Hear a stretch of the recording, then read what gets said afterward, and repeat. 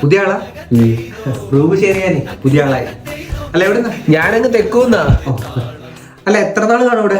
ഒരു വർഷമേ ഉള്ളു. എനിക്ക് കല്യാണം കഴിക്കണം, അതിന് ഞാൻ പോകും. ഒരു കൊല്ലോ ഈ ഇരിക്കുന്നവരെല്ലാം ഇപ്പം പോവാന്ന് പറഞ്ഞ് വന്നേരാ. നീ എത്ര കൊല്ലോ?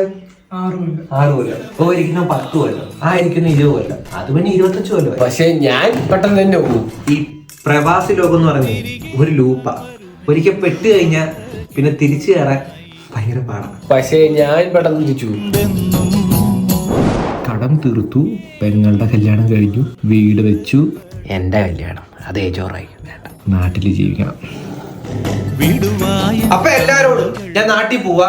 ഇനിയിപ്പൊ തിരിച്ച് ഇങ്ങോട്ട് കാണത്തില്ല. ശുക്രേ, ഇനിയിപ്പോ നാട്ടിൽ വരുമ്പോ കാണാം. ഇന്ന് എന്റെ വകയിലൊക്കെ ചെലവാട്ടോ. നാട്ടിൽ നിന്ന് വിളിക്കാൻ വരുന്ന കാര്യം പറയാൻ വേണ്ടിയാ. എടാ വണ്ടിയുടെ കാര്യമുണ്ടല്ലോ, ഞാനത് പറയാൻ കേട്ടോ. അതല്ലടാ, പിന്നെ എന്റെ അച്ഛന് പെട്ടെന്ന് ഒരു ഓപ്പറേഷൻ വേണം. അതിന് കുറച്ച് ഫണ്ട് വേണ്ടി വരും. മറ്റന്നാളെ അല്ല, നീ ഇപ്പൊ പറഞ്ഞടാ, ഇവിടുത്തെ കാര്യങ്ങൾ ഞാൻ നോക്കിക്കോളാം. നീ കുറച്ച് ഫണ്ട് എങ്ങനെയല്ലേ അറേഞ്ച് ചെയ്ത് അയക്കാൻ നോക്ക്. അച്ഛൻ ഓപ്പറേഷൻ ആയിരുന്നു.